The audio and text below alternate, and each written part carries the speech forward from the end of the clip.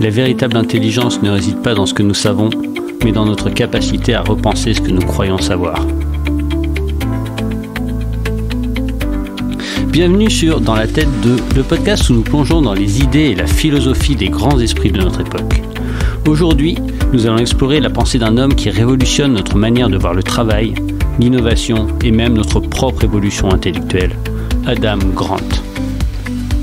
Professeur à la Wharton School et psychologue organisationnel, Adam Grant est l'auteur de plusieurs best-sellers dont Give and Take, Originals and Think Again. Ses recherches ont transformé notre compréhension du succès en entreprise, de la créativité et de la façon dont nous pouvons constamment évoluer en repensant nos croyances. Dans cet épisode, nous allons explorer 3 grandes idées qui font d'Adam Grant l'un des penseurs les plus influents de notre époque. Tout d'abord, la générosité comme moteur de réussite. Pourquoi ceux qui donnent sans attendre en retour sont souvent les plus performants à long terme. Ensuite, l'originalité et la non-conformité comme clé de l'innovation. Comment les esprits créatifs transforment-ils le monde en osant défier le statu quo? Et enfin, l'art de repenser ses croyances.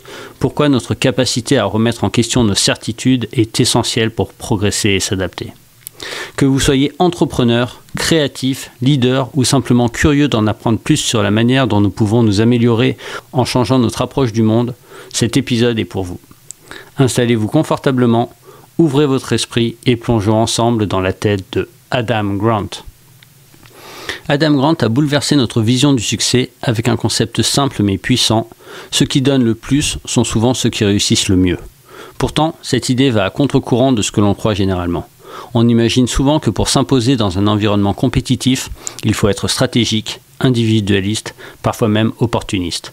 Mais selon Grant, ce ne sont pas les plus agressifs qui finissent en haut de l'échelle, ce sont les plus généreux.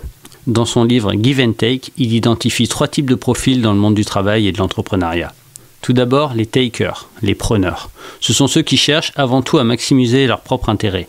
Ils prennent sans forcément donner en retour, cherchant à tirer le plus de bénéfices possible des autres. Ensuite, les matchers, les équilibristes.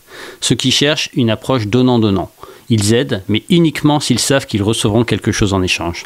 Et enfin, les givers, les donneurs, ceux qui offrent leur temps, leur expertise ou leur réseau aux autres sans attendre de retour immédiat.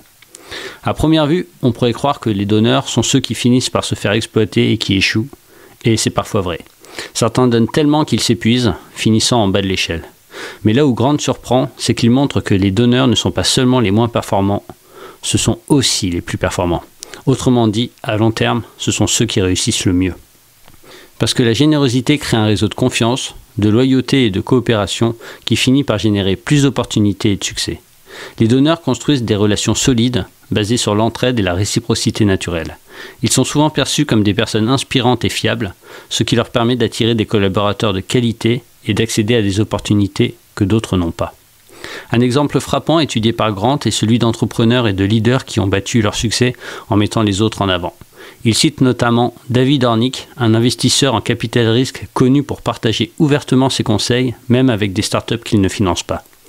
Plutôt que de garder jalousement ses ressources, il joue le jeu de la transparence et de l'échange. Résultat, les meilleurs entrepreneurs reviennent naturellement vers lui quand ils ont des opportunités. Alors comment devenir un donneur sans se faire exploiter?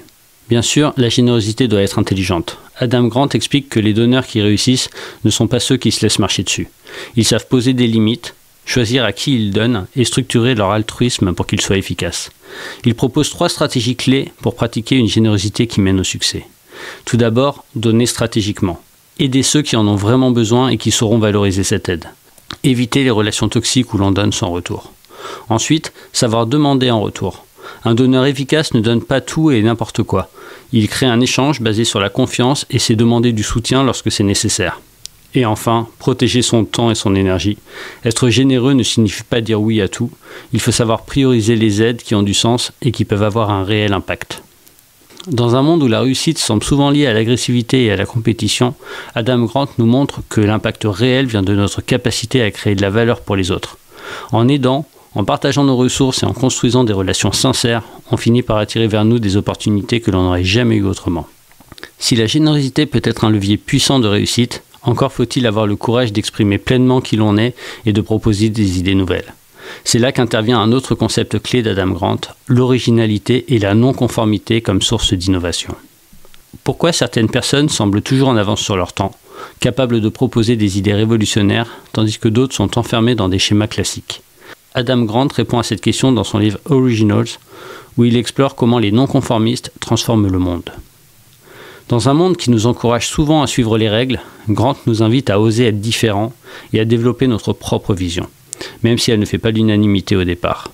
Il démontre que les plus grandes innovations ne viennent pas de ceux qui suivent le troupeau, mais de ceux qui osent remettre en question le statu quo.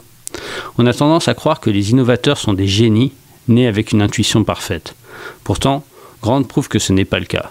Il a analysé des figures comme Steve Jobs, Martin Luther King ou les fondateurs de Google et a découvert que leur succès ne venait pas d'un éclair de génie unique, mais d'une accumulation d'essais et d'échecs. L'innovation vient de la quantité d'idées produites. Plus on teste, plus on a de chances de tomber sur quelque chose de révolutionnaire. Mozart, Picasso, Edison, ils n'étaient pas seulement brillants, ils étaient surtout prolifiques. Le problème, c'est que nous avons tous tendance à nous autocensurer.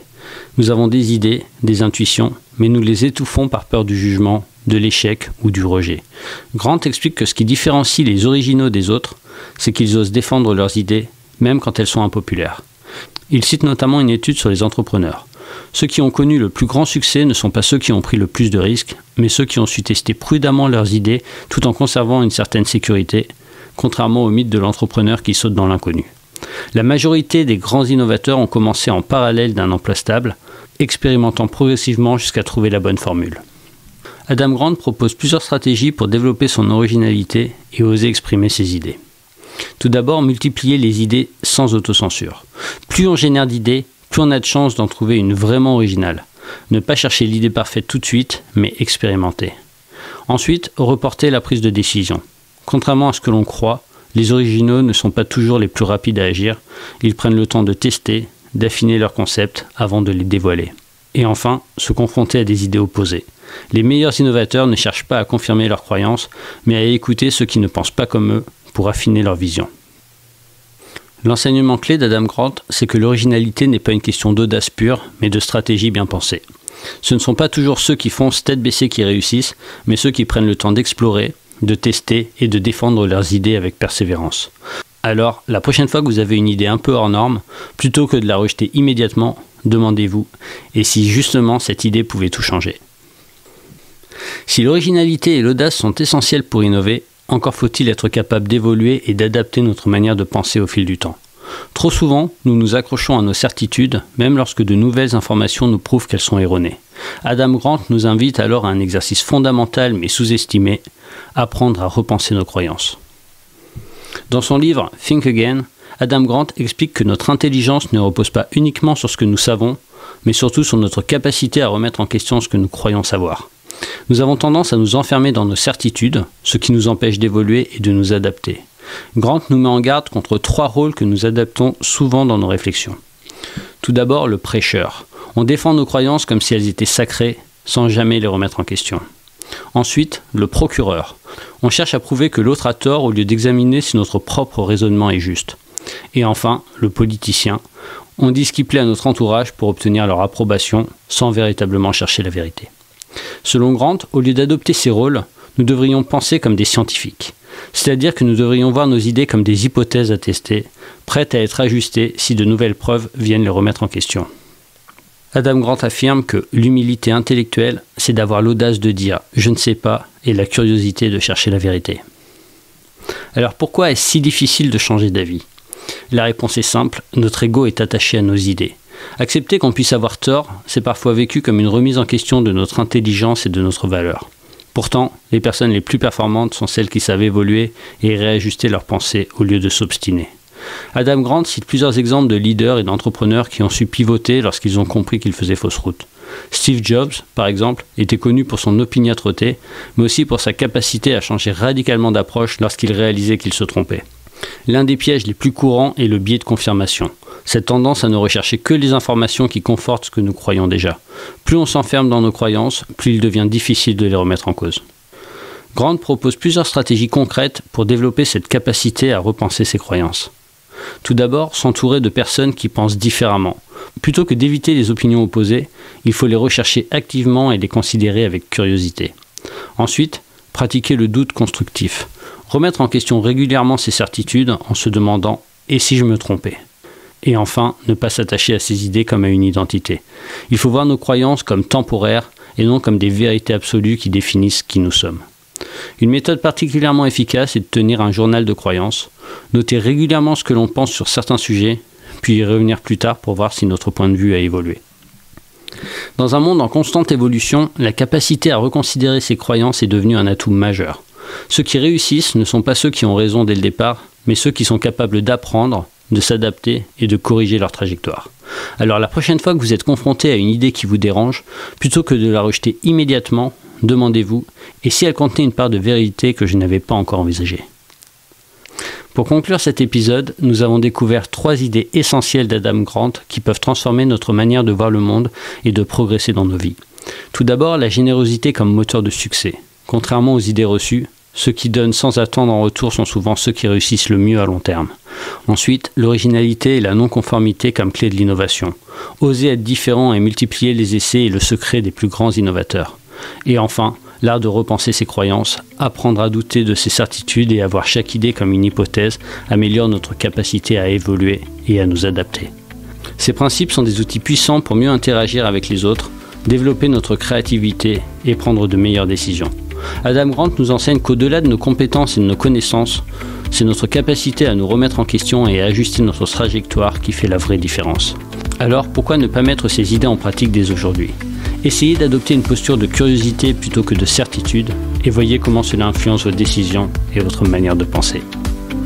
Dans le prochain épisode, nous entrerons dans la tête de Tom Bilyeu, un entrepreneur visionnaire et fondateur d'Impact Theory.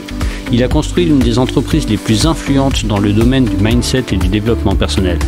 Avec lui, nous explorerons les clés de la discipline mentale, de la résilience et de la quête d'excellence. Si vous voulez en savoir plus sur la manière dont les esprits les plus performants programment leur mental pour atteindre leurs objectifs, ne manquez pas ce prochain épisode. Merci d'avoir écouté Dans la tête 2 et comme toujours, continuez à remettre en question, innover et donner le meilleur de vous-même. À bientôt!